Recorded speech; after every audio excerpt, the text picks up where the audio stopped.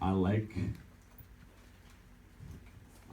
to preach with props. That's just my personal opinion. I enjoy props. I'm constantly trying to think of ways I can, especially with teenagers, they're kind of dense.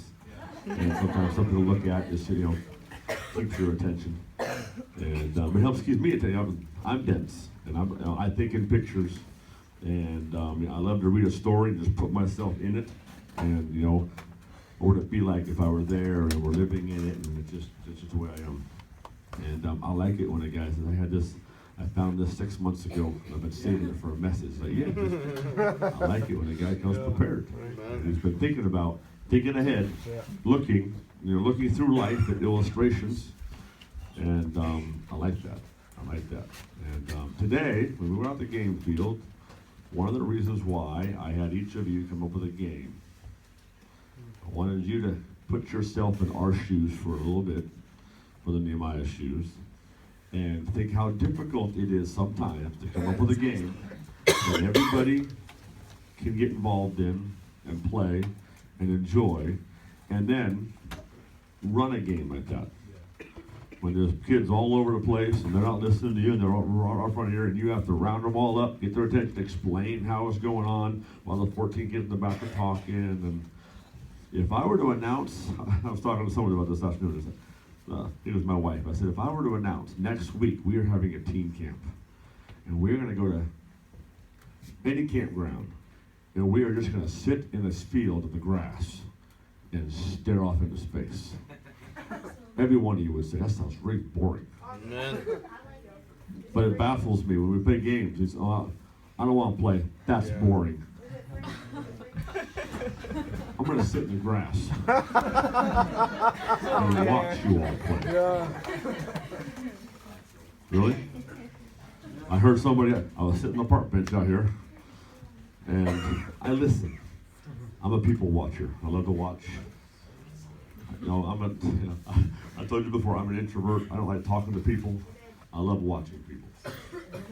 I love to go to a mall and just sit. My wife shops. I find one of them comfy chairs. I just sit and I just watch people. And I listen to people. I'm sitting there and somebody comes up to one teenager and says, hey, you want to go play a game? No, that's boring. Guess what they were doing? Sitting, doing nothing. And a game is boring. I would just love for some of you to sit down sometime. Okay, I have to go out. I have to have a week's worth of games for 80 people to play that everybody will enjoy. And it can't be physical because there's some people that aren't allowed to do anything physical. I am working on a message. The preacher will let me preach it. I want to preach to parents on these days. Yeah. Man, you're raising a bunch of sisters. I've watched some of you. And it's not your fault. Maybe I shouldn't even say it to you. It's not your fault. Your parents tell you you can't play a game. But I've seen what it does to a young man to stand on the sidelines and watch a bunch of girls play a game and go, my mommy says I can't play this game. It's too dangerous. So I will sit here and I will watch. And then somebody at camp, walking across the field, breaks an ankle. And maybe I shouldn't, but I rejoice. So thank you, Lord. That is a wonderful thing. Come on, man, I'll be honest, okay? When I heard that you broke your ankle walking into a chow hall, I said, thank you, Lord. That's wonderful. Because you can break an ankle doing all manner of things. Okay, walking. I have seen individuals who've been told you cannot play a rough game, and they sit aside to watch. And as they're walking from the rough game that they did not play to the bus, they fall and break a leg. And I just say, thank you, Lord. I just think God's up in heaven laughing, going, you think that's dangerous? Watch this. It's just, I don't know, it's just sweet to the soul. But anyway, I feel bad. Anyway, but I told my wife, I put a trampoline up the other day. And I said, I ain't putting up no stinking net on my trampoline. Life doesn't come with a net. Okay? No, I'm serious. Stop and think about this for a minute. Life doesn't come with a net. Right, man. You have to learn how to live life and do things. And then, now, I'm not talking about being stupid. Okay, I've been playing gangster soccer for years and years and years. Never broken a thing. You know why? I know which piles I'm going to jump in on. And I know which ones. You know what? It's not worth it. But that ball is not worth it. And I know when to let go of the ball. Some of you don't know when to let go of the ball. I mean, you know, when I got guys pulling on my ankles, all right, hey, let go of the ball. I'm not moving anywhere anyway. I might as well let go. And they can run over there. I'll go get it later when there's junior hires holding on to it. Not when there's, 300-pound gorillas holding on to it. You have to learn how to think. But in a quick illustration, and I'll move on. But I was at Shelley's house the other day. My niece. I have my kids over there, and they put up a trampoline. We're there visiting and talking, and my kids wanted to go on the trampoline. So I went on the trampoline with them, and I was jumping with them, and I watched my son, Gunner, jump, and then lean against the net. You know why he did that? Because there's a net there. And I put a trampoline in my house. In fact, Gins gave it to me. The Gins gave it to me last year. It's got 2 holes in it, by the way. You gave me a trampoline with 2 holes in it. But my kids are small, so it's okay. But I watched. I put it up. You all right? And I watched my kids. You know what? They don't go as close to the edge as they did with his net there. You know why? Because they know there's no net there. And, life doesn't come with bubble wrap and helmets. Don't get me started on helmets. There's an adult in here who wore a helmet when you rode a bicycle. Nope. And they're all alive. I had to when I was on. Yeah, okay, my bad. Except for you, Fairchild, all right? You all had to wear, or your older siblings had to wear them when they were on military bases. But, we live in a society that just says, let's just bubble wrap everybody, and nobody can get hurt. I don't know why I want my kids to get hurt. I want them to know you can get hurt and get back up, and life goes on. Amen. But there's some of you break a nail and you're crying on the game field. This doesn't happen when I play video games. What do I do? I mean, some of you need to man up. I worry about, this is not my time to preach, but I worry about our country. I really do. I really do. Our greatest years, back, World War II years and Vietnam years, when America was great, we had people that knew how to live life and knew that, life wasn't bubble wrapped. You didn't need elbow pads and knee pads and helmets and everything else to go. You didn't need to think of car seats for kids. Like, come on. And life went on, and you learned that you might get hurt. If you do, hey, there's hospitals. You go get a bone fixed, and you get back up and do it again. Amen. How I got off on all that, I don't even know. But Greenfield, and I appreciate Nehemiah and the work that he puts in, and Chad and others that he has helped him, and to pack that bus with a whole bunch of supplies and to go out there and have it all set up. It's very comforting to me, and I love knowing I can just say, hey, Greenfield's over there. Go see Nehemiah. He has it all set up, and he'll run things the way I would want them run, and I appreciate that about him. And I hope you appreciate, try corralling 60 kids sometimes for a game. When you blow the horn, and you're walking like this in the fields.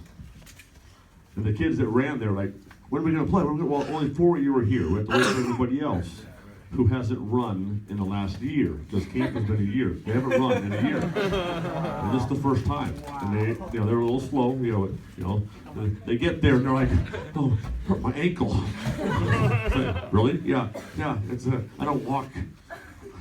I'm not used to walking. And there's uneven ground out there. There's a pothole. And I don't know. Anyway. I love you guys. Wouldn't be here if I didn't. I tell you what. But Brother Nehemiah is going to come preach for us. And I want you to sit up, give him your undivided attention. And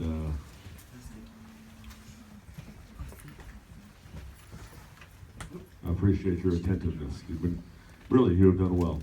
Adults, Most adults couldn't do what you've done this week. You ask an adult to hike Angel Rocks, Yeah. then come back here and sit for 4 hours of preaching. If you told them they were going to do that, they'd say, You tell them there's going to be a week of that, they say, there's no way. You tell them they got to pay for it, they definitely ain't coming. I appreciate you all being here. With Nehemiah, it's all yours.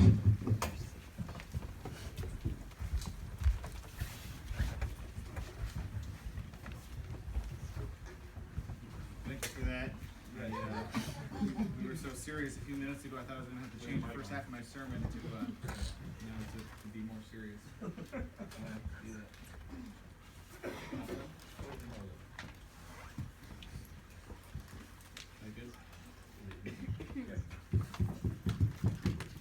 All right, first, we're going to have an auction. Oh, yeah. Hey. Hot tamales. What's it? We're going to start off at 50 cents. Okay, we got $1 over here. Daniel, $2. $2.25. Chad has $7. You're kidding. Anybody want to go more than $7? Driving up the price. No. Going once, going twice. Welcome to America. Sold to Chad, $7. America. I can stand hot tamales, but you know, whoever gives us a bribe, you know, we'd rather get $7 for them. Yeah. All right, I have some extra gum. Anybody want this? $1. Starting at $1. $2 for Moses. $2.25. $2.25 for Ben. I think that's all it has. Yes. $3. $3.50 for Moses. Going once. Yes? $3.75. Going once. Going twice sold. All right. Because we have another one. All right. Anybody else wants the gun that you just bid on? Ben, $2.25. We just want to jump up to there. 25. 25. All right. Going once. Going twice. 50 cents. Going to Ben for $2.25. I'll take it for free. 50 cents. All right. Too late.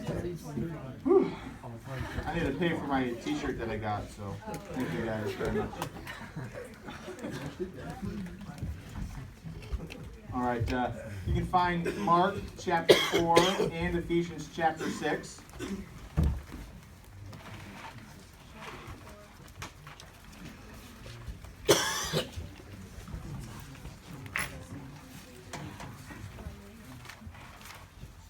You love coming to camp and you have these wonderful non-flushing outhouses that you go into and porta potties, but I came prepared.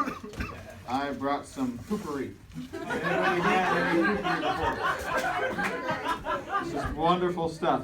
Before you go, toilet spray. This stuff is good. It smells very nice. Wow. And says never leave a trail. And an odor trapper for any crapper. I came prepared for the campus here, and I'm just trying to wake y'all up here. You're going to make them pass All out. right. Directions to trap. Give it a manly shake. Spritz 3 to 5 sprays into the toilet bowl on the water surface and proceed to stack logs as usual. All right, now we are ready for church.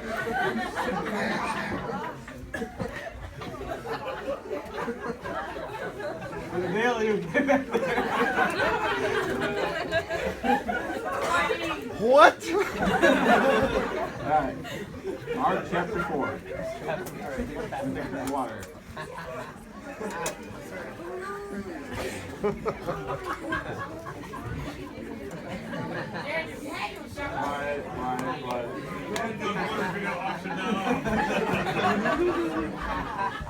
I actually got that for Christmas, and for my sister. Not this one.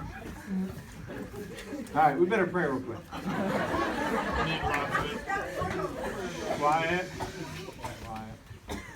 Lord, thank you for bringing us out to camp this year and for the many days and the sermons that we've heard and all the messages that you've spoken to our hearts with. And I pray you'd help us these last few that we have, and as we go back to town, that we would remember what we've heard, and that we remember the choices that we've made. I pray you'd be with us, keep us awake and attentive, and let us hear your word, and you have us listen to your speak. In Jesus' name, amen. All right. Amen. Mark chapter 4.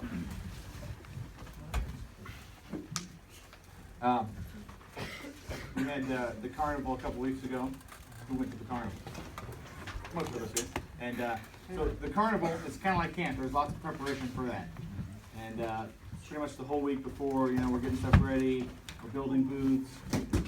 So it's a lot of work. A lot of people come and help. We're very thankful for that. And so, let's say we have 5 days that we've set up for the carnival. Then it lasts, an hour and a half. Think, well, woohoo! But, I'm not complaining.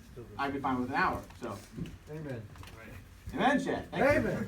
At least some of us are happy because the longer it goes, shorter our nap is on Sunday afternoons. We get back at 4:30. Not everybody goes to North Pole. All right, so we have all this work that we do, and then what happens on Monday? Take down. It gets torn down. Right, Dale? And oftentimes, setup is 70, 75 degrees and sunny, and we're dying of heat, and it seems like it never fails. Monday morning when we tear down, it rains every year. I don't know what happens, but thankfully we had Dale and Justin here this year and some other help, and but they were busy with a lot of stuff. Can't, so bless their hearts. But so we had this long process of a week of setting everything up and putting it all together and putting the games out and getting the candy in there, and then tear down pretty much takes one day. You get there Monday morning, you put the games away, whatever leftover candy you stick in your pockets, and bring some to camp maybe. And once the games are all put away, you start taking down the boards, and you take down the boards and you stack the boards. And of course this year it was raining, so we had this awesome thing that Andrew made of the boards. It was like the coolest wood pile ever. It was pretty cool, I don't know if anybody could recreate that again, even from a picture. So I just want to thank you for that. And so pretty much one day, everything's torn down. Everything's put away, parking lot swept. All that work that took in a whole week, in one day, everything's done. And it's kind of like our lives. And we have camp, and we have different things where we get built up. And we make decisions, and we want to do what's right, and we put all these things together to make our lives more successful for God. But then often there's a teardown. Then we sometimes we say, well, I want to do what's right, and you get back home, and there's things that can affect our lives and the decisions we've made. Yeah. And I just want to help you out with some things for us when we leave tomorrow. How to avoid that teardown. Good. I want to talk about the things that are in the Devil's Toolbox that he uses to tear down our lives. Sometimes there's a quick tear down. Sometimes it can be slow. It can be piece by piece, just one thing at a time. Takes off a board, makes it a little weaker, takes off another board. Eventually, that thing's going to come down. You got to be careful sometimes when you're taking down things from the carnival. I've had my shirt cut and scratched on the back because there's just all of a sudden the board's coming down behind you because somebody, they're taking a drink. Why'd you look at me like that, Chad? I wasn't talking about that. Don't walk out of here barefoot. So, but anyway, sometimes it's quick, sometimes it's slow. So you just you gotta be prepared for the devil's attacks because he's definitely gonna do that. He's going to attack you when you leave here. Right. And you got to be prepared for the things that he's going to use. This is my 11th year at camp. 10 years ago was my first year at camp. And there's a few people in here that were counselors back then. And Jeremy, Miss Paula, and anybody else? Who else was at camp in 2007? Me and Kyle were there as campers. Tori. And I think about all the people that we had back. We were at Camp Bingle, And 10 years ago, and there's some people that aren't here, but they're in church or they're in town or they moved somewhere else, but quite a bit of them aren't anymore. And it's because the devil's tools that he has worked them down, and he took them apart piece by piece. He tore them down. It's good. Who in here is going to be in the same position in 10 years? Are you still going to be standing firm, or is the devil going to take you down? Is he going to just take off piece by piece, say, you don't need to go this direction, you don't need this in your life?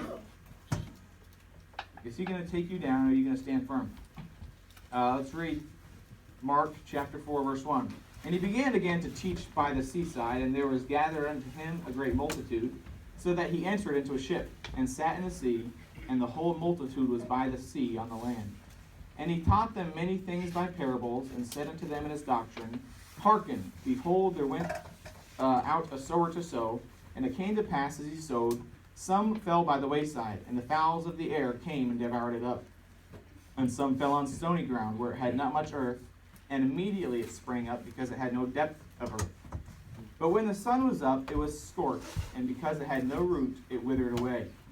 And some fell among thorns, and the thorns grew up and choked it, and it yielded no fruit. And other fell on good ground, and did yield fruit that sprang up and increased, and brought forth some 30, and some 60, and some an 100. Let's drop down to verse 13. And he said unto them, Know ye not this parable, and how then will ye know all parables? The sower soweth the word, and these are they by the wayside where the word is sown. But when they have heard, Satan cometh immediately. He's not going to wait any time to serve God. He's ready to attack you immediately. Satan cometh immediately, and taketh away the word that was sown in their hearts. And these are they likewise which are sown on stony ground, who, when they have heard the word, immediately receive it with gladness, and have no root in themselves, and so endure but for a time. Afterward, when affliction or persecution ariseth for the word's sake, immediately they are offended. And these are they which are sown among thorns, such as hear the word, and the cares of this world, and the deceitfulness of riches, and the lusts of other things entering in, choke the word, and it becometh unfruitful. And these are they which are sown on good ground, such as hear the word, and receive it, and bring forth fruit, some 30-fold, some 60, and some 100. There's been lots of seed that has been sown this week. And there's 4 different types of people that we read about in this verse. Some are immediately gone. They die. Some, it says they last for a time. Some of them, they do good until the cares of this world and the deceitfulness of riches and the lust of other things entering in choke the word. It becomes unfruitful. And then there's those that receive the word, and they have, there's 3 different types. There's some that, do a little bit, some that do a little bit more, and then some that do a lot. So it's good to get the good seed and to keep it, but you got to be careful not to just settle for just doing a little bit, just doing just enough to stay in the tracks. So this seed that was sown, and we read about the devil and the world that chokes it, that makes it die and become unfruitful. And Ephesians chapter 6, you guys found that. Verse 10 says, Finally, my brethren, be strong in the Lord and in the power of his might.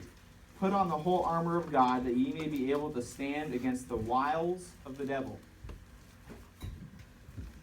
The devil's going to come after you, and he wants to tear you down. You need to be ready for what he's going to throw your way. So first of all, one of the tools the devil uses is anger. Anger can affect you, and there can be good anger because God is angry, but usually we can't control it.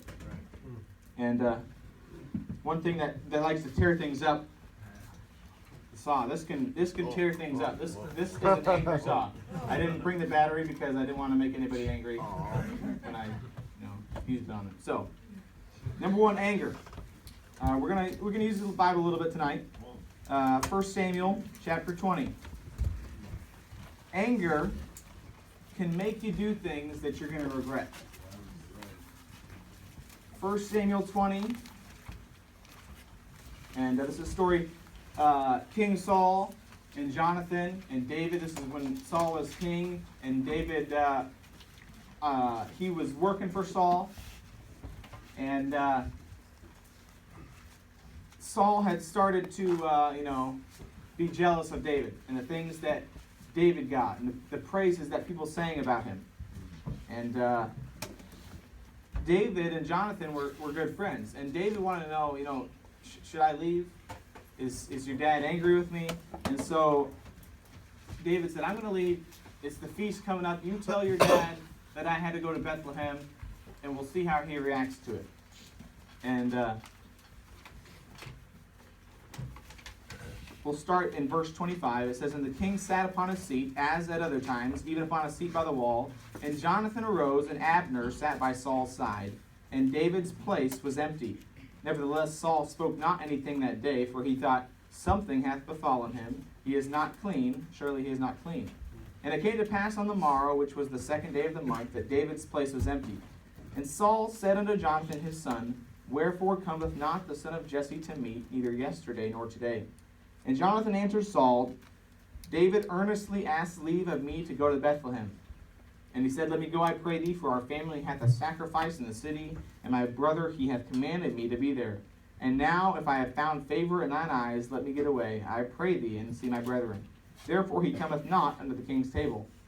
Then Saul's anger was kindled against Jonathan, and he said unto him, Thou son of a perverse, rebellious woman, do not I know that thou hast chosen the son of Jesse to thine own confusion, and unto the confusion of thy mother's nakedness? For as long as the son of Jesse liveth upon the ground, thou shalt not be established, nor thy kingdom. Wherefore now send and fetch him unto me, for he shall surely die. And Jonathan answered Saul his father, and said unto him, Wherefore shall he be slain? What hath he done? And Saul cast a javelin at him to smite him, whereby Jonathan knew that it was determined of his father to slay David. We have Saul and Jonathan here. Jonathan is sticking up for his friend, who has done nothing wrong. And Saul is jealous. He's mad. He doesn't like David anymore. And Saul got angry. And he kind of chewed out his son. And then he picked up a javelin and he threw it at his son. Now, for you, Brother Barnum, to get upset at your daughter is maybe one thing. We're human, we do that. But to pick up a javelin and throw it at her, that's pretty crazy.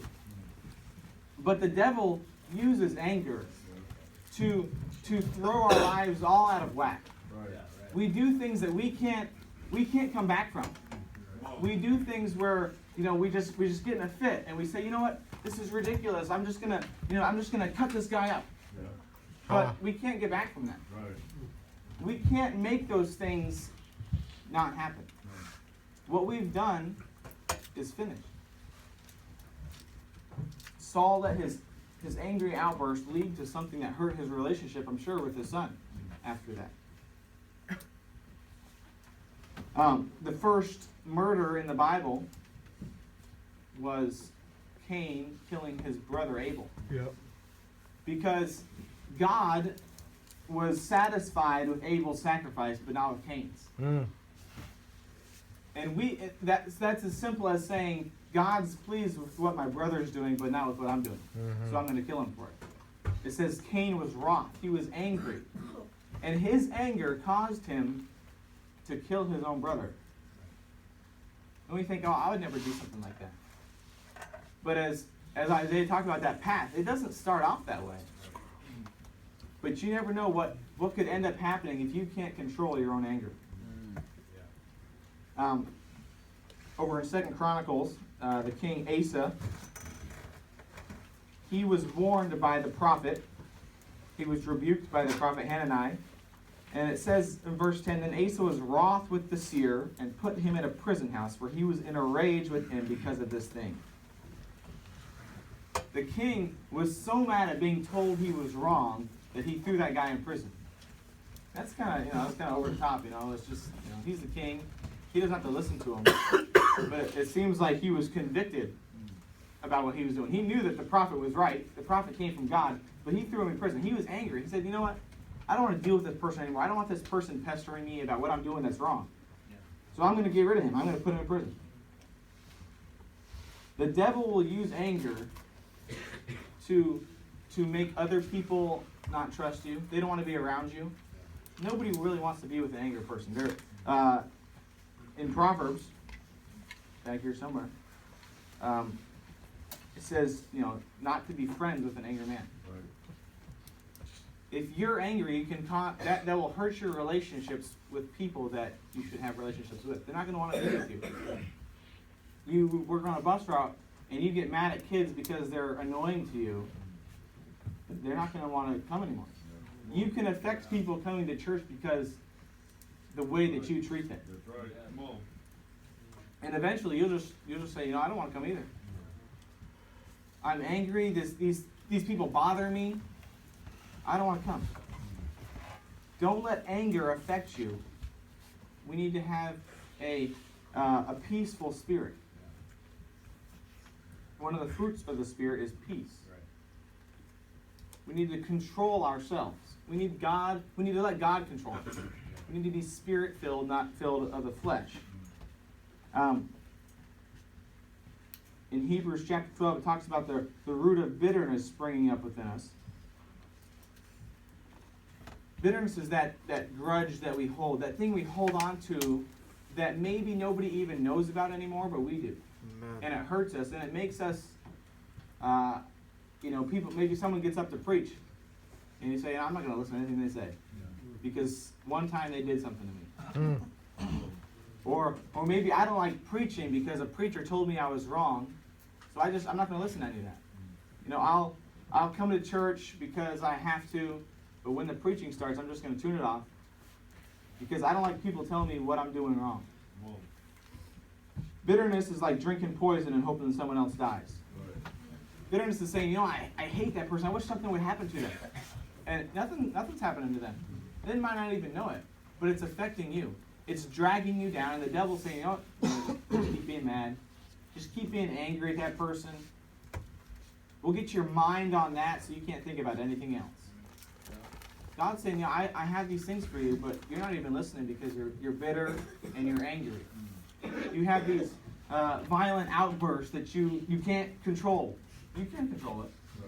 You just don't want to control it. It just makes you feel good when you can get mad and you can punch a wall and break your hand, and then you think, wow, that was stupid. But we do things that we can't go back on. If we would have the peace of God and just say, these people are doing things to us, maybe it's offending me, but let's think about it. What if they're right? We don't have to get mad. Why don't we drag it through the Bible and say, I should think about this. Don't let the devil use that tool of anger to destroy all the decisions that you're making to do what's right.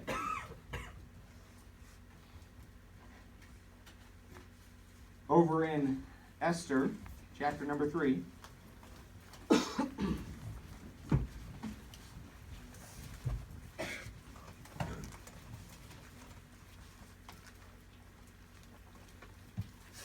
We have the story of Haman and Mordecai. And verse number 1 says, After these things did King Ahasuerus promote Haman, the son of Hammedatha, the Agagite, and advanced him, and set his seat above all the princes that were with him. And all the king's servants that were in the king's gate bowed and reverenced Haman, for the king had so commanded concerning him. But Mordecai bowed not, nor did him reverence. Then the king's servants which were in the king's gate said unto Mordecai, Why transgressest thou the king's commandment? Now it came to pass when they spake daily unto him, and he hearkened not unto them, that they told Haman to see whether Mordecai's matters would stand, for he had told them he was a Jew. And when Haman saw that Mordecai bowed not, nor did him reverence, then was Haman full of wrath. Because people didn't treat him right, he got mad. And this world isn't always going to treat you right. People, even that are in church, may not always treat you right. But we have to realize we don't deserve anything. We think that we deserve to have the best. We think we deserve to have people bow down to us and say, you know, whatever you want. You're such a good person. And we get mad when people tell us that we're doing wrong. Or don't treat us as good as we think they should. Which brings me to the next point. First we have anger, which the devil uses. And then he uses pride. We see here in the story of Haman, he thought he should get something he thought he deserved, and Mordecai didn't give that to him. Proverbs 11:2 says, when pride cometh, then cometh shame. Proverbs 13:10 says, only by pride cometh contention. There may be people that you go to school with, friends at church, and people on the bus routes, whatever, people here at camp. You know why we have problems? Because you think you're right. You think that you have the answers and that everybody else is wrong. If you have an argument, you're not going to get up because, you know, of course I'm right. Only by pride comes contention. And when people clash, when people want to fight with each other, sometimes it means one or both have to go. Because someone didn't want to back down and humble themselves. Some of you might not be here in 5 years because someone else in this room you got in a fight with because you just wanted to be right. You did not want to humble yourself. And the devil says, you know what? This is going to break both of them. I just need to get them thinking that they're right and that they don't want to humble themselves. Proverbs 16:18 says, pride goeth before destruction. Proverbs 29:23 says, a man's pride shall bring him low. There's no place for pride in our lives. In 2 Samuel chapter 17, we have the story of Ahithophel. He was a counselor to David, and then David's son went against him, and he followed David's son, and he asked, David's son Absalom asked for counsel, and Ahithophel gave him counsel, and then he got counsel from another man, which went against Ahithophel's counsel. And Ahithophel, who was an older man, he had been with David for a long time, he was hurt that they didn't follow his direction. Verse 23 says, and when Ahithophel saw that his counsel was not followed, he saddled his ass and arose and gat him home to his house, to his city, and put his household in order, and hanged himself, and died, and was buried in the sepulchre of his father. Ahithophel said, you know what, you're not going to listen to me. I'm not going to be here anymore. And some people, you know, we think, well, we don't want to talk about things. This is church camp. You know, people commit suicide every day. And I wouldn't be surprised if there's people in this room that have thought about doing that. Yeah. And often it's because things aren't going your way. You think you should be getting something that you're not getting. You think that you should be in a better place. Ahithophel said, you know what? They don't listen to me. They don't want me. I'm just going to go hang myself. I don't think that. God has a plan for you, and He's not going to make you be tempted above that which you're able. And He has a way of escape. But we just think that we need our own way of escape.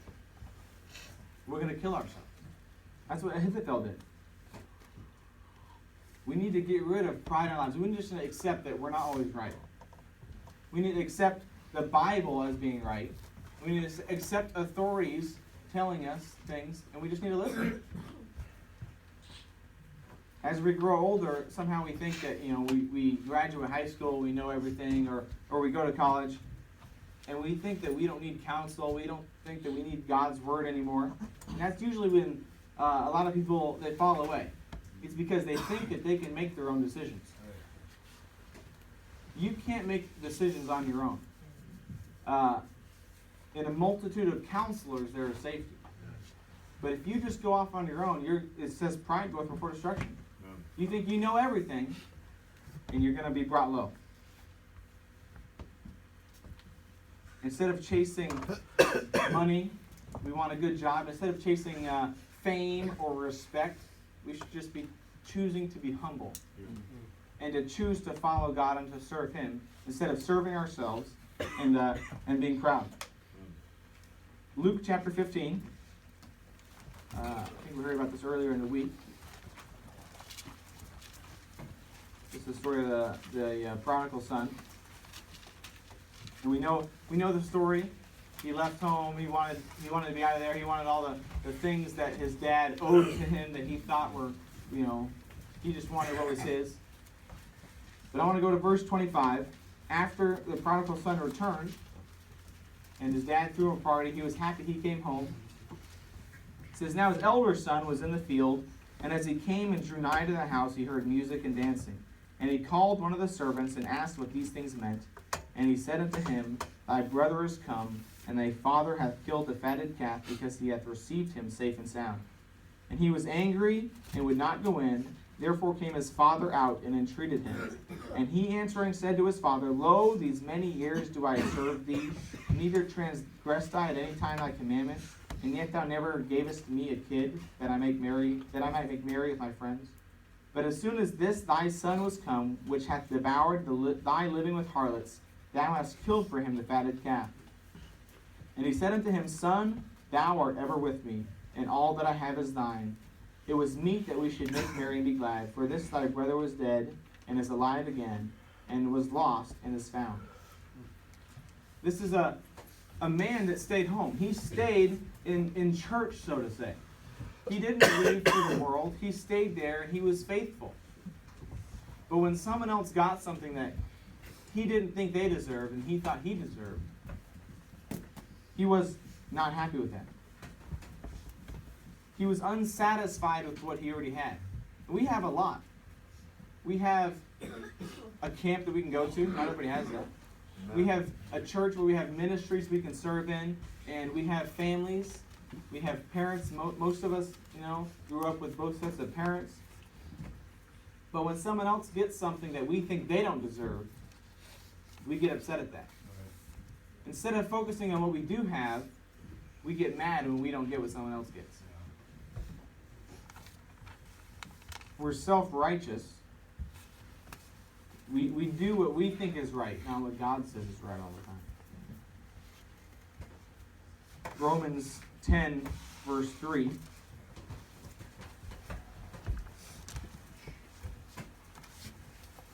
Says, for they being ignorant of God's righteousness, and going about to establish their own righteousness, have not submitted themselves unto the righteousness of God. Are you doing what's right in your own eyes because you think you have all the answers? Or are you going after what God has for you? Just because you think what you have is right, doesn't mean it is. You shouldn't make the decisions on your own. Proverbs 21:2 says, every way of man is right in his own eyes, but the Lord pondereth the heart. Just because you think something is right, doesn't mean you should just go do it. Just as I said before, we need counsel. We need to look at God's word. You're not all-knowing. You may think you have the answers, but that doesn't mean that you know what's right. Some of us, we think that we can make a decision at camp and fix it all on our own. And as Seth was saying, we need someone to be accountable to. Especially, I know this is hard for church kids maybe, because I was there. You may want to make something right in your life, but you think as a church kid it's too hard to tell someone about it. And so especially for church kids, don't think that you, because you live in a godly home, that you don't need someone to be accountable to. Right. Yeah. Because you're just going to have these decisions that you make, you're going to keep them to yourselves, but because nobody knows about it, you're going to say, well, it doesn't matter. I'm not letting anybody down. Nobody knows what I'm doing. Be accountable to people. The devil wants to use pride to tear you down. He, it's the only hammer I can find, so. Yeah. He likes to pry things away and say, you know what, you're too good for that. You don't need these people telling you what to do. Why don't you just break away in this area? we need to humble ourselves. Number 3. First we have anger, we have pride, and then we have lust. A strong desire. A decision that someone made that altered the human race was Eve's desire. It says she had a desire to make one wise. She wanted what God had because that's what the devil said that she would have. In Genesis 3:6. I'll read it for you real quick. The serpent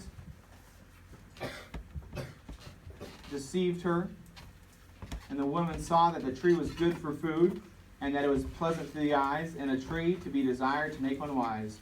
She took of the fruit thereof, and did eat, and gave also unto her husband with her, and he did eat. Her desire changed our lives a long time ago. But something that she wanted that she wasn't supposed to have, but the devil talked her into it. And as we see at the end of the verse, and gave unto her husband with her, and he did eat. Sometimes our decisions that we make don't just affect us. We don't like to be alone. We want to drag other people with us. We make a decision to grab something that we shouldn't have, and then we want to share it with other people.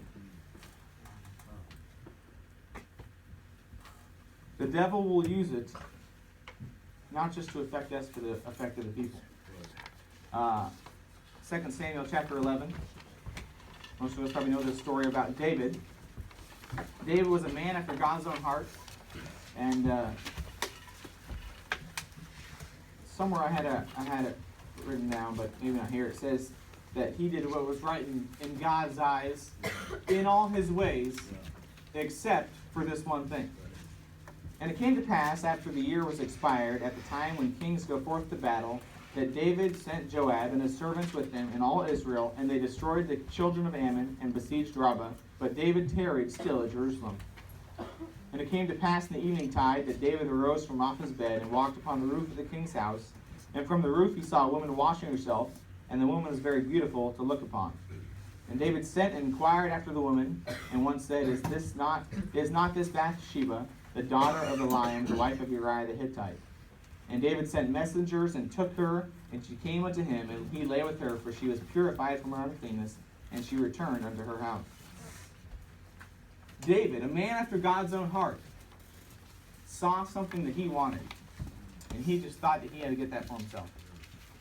Just because we're in church, just because we're around good people, doesn't mean that we don't see things that we want, that we shouldn't have. But the devil likes to dangle those in front of our face sometimes. Especially when we're in a place that we shouldn't be. David should have been out to battle. It didn't say when the kings send forth their men to battle. It says when the kings go forth to battle. He decided he didn't need to go fight this time. He was not where he was supposed to be. And when he saw something that he shouldn't have seen, he didn't look away. He said, I got to have that. And there's things in our lives that we see and we say, oh man, I got to have that. I need to have that because that makes me feel good. And the devil says, ha, I got him with this. You know, I can tear their lives apart. I can pull out these screws and say, all right, I got them.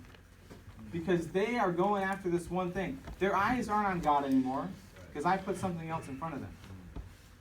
Don't let something so temporary alter your life. You know, it's not going to be there forever. There's pleasure in sin for a season. You're not gonna have that.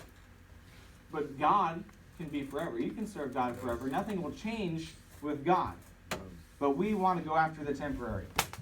Back in where we originally were in Mark chapter 4.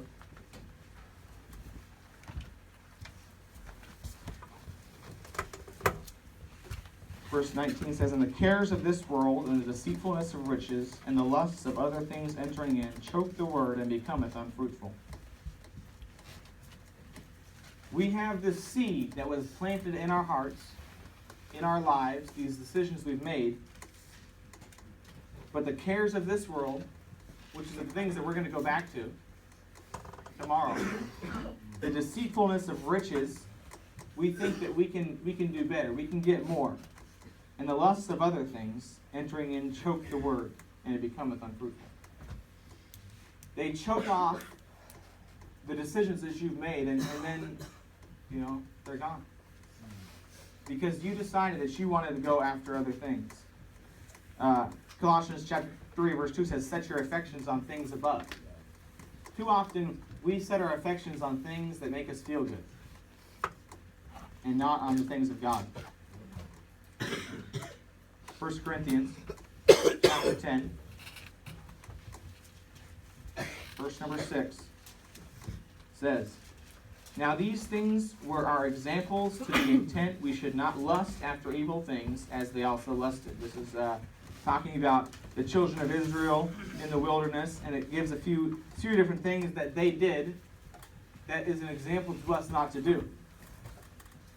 And some of these things we think, I wouldn't do these things. This is kind of the extremes. Neither be ye idolaters, as were some of them. Neither let us commit fornication, as some of them committed. Neither let us tempt Christ. Neither murmur. But then it says in verse 13, wherefore let him that thinketh he standeth take heed lest he fall. Just because you think that you have it all settled, you think that you're standing strong. This is where the devil's just taking apart piece by piece. You may not even notice, one piece at a time going away. Take heed lest ye fall. You need to be careful about the things that you just let into your life. You think one little compromise isn't going to change a thing. One thing that you want that you probably shouldn't have is just leading you down there. So we have the lust. And last, we have friends. Now, these can be used both ways. Friends can either tear you down or they can build you up. And a decision that we need to make is to have the right friends. Amen.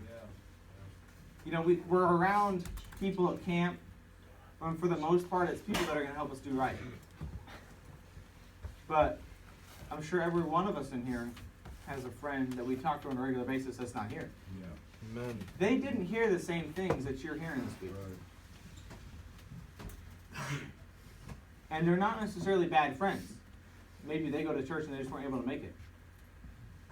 But you need to make sure that the friends that you hang out with and talk to are helping to build you up. And they're not the ones that have these other things the devil's working on their life in, and they're trying to drag you with them. Back to 2 Samuel, chapter 13.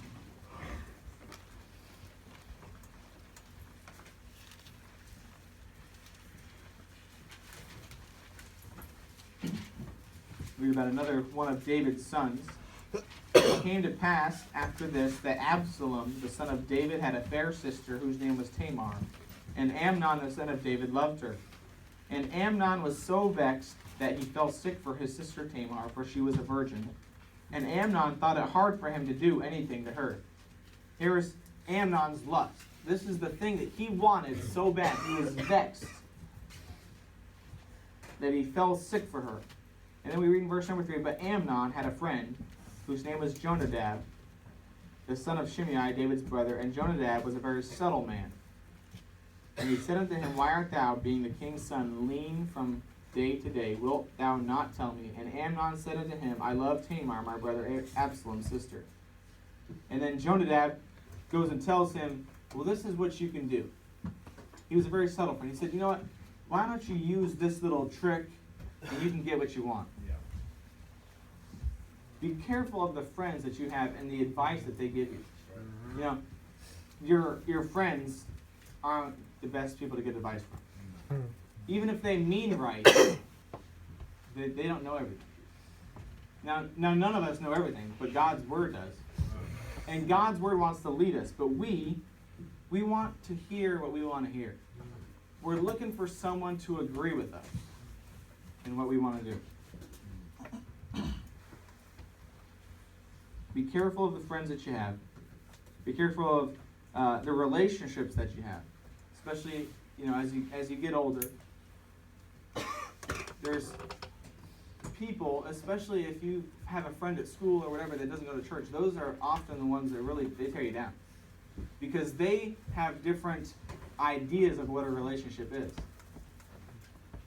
And when you don't do something that they want, they say, you know what? Either you do what I want you to do, or I don't want you anymore. And we like to please other people. We don't want to lose them. So just be careful on the friendships that you have. Because the devil likes to use friendships to tear you down. We read about the wiles of the devil in Ephesians chapter 6. But God tells us some things that we can have to fight against those. It's called the armor of God. I'm not gonna preach on that, but it's there for you to look at. We wrestle not against flesh and blood, but against principalities, against powers, against the rulers of the darkness of this world, against spiritual wickedness in high places. Wherefore take unto you the whole armor of God, that ye may be able to withstand in the evil day, and having done all to stand. And it goes and tells us the things that we can use to fight off the devil's attacks.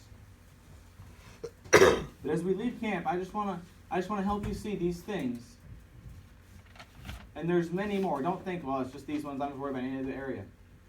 You need to have a relationship with God. You should have a good relationship with your parents. Amen. And don't get out of church. Right. I want to read one more verse to you in Deuteronomy 13.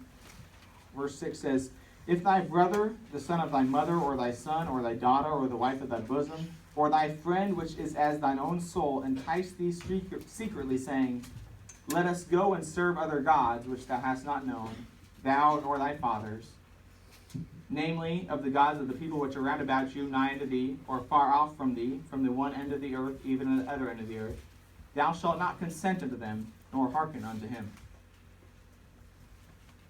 There may be people that try to get you out of church, try to get you from serving God.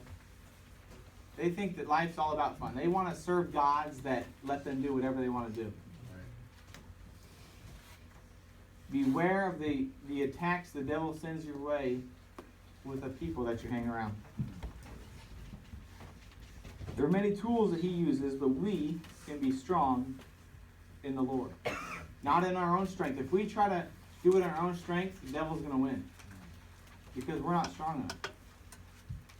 If we have God on our side, if we follow him, then we will succeed. But if not, we're going to get torn down.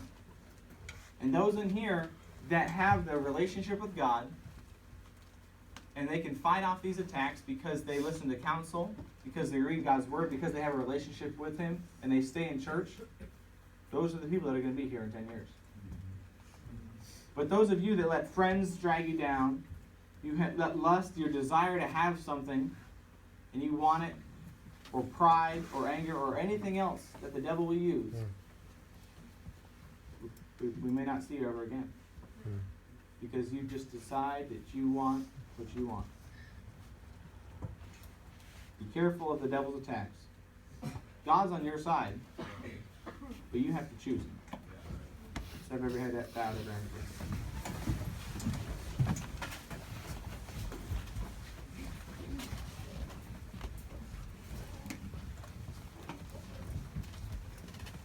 Where are you at, teenager? Where are you at now, and where will you be in 10 years? And the things he just described will dictate to you where you'll be in 10 years. What sins are you going to allow to control your life? What people are you going to put in your life to help keep you on the right path?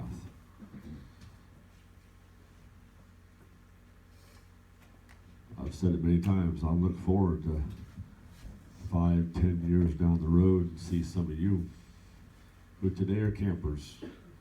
I look forward to seeing you as counselors, some of you as preachers, and some of you just as me, as adults serving in the church that come out at night, help bring supplies, help set things up, praying for teenagers. Will you still be around 10 years from now?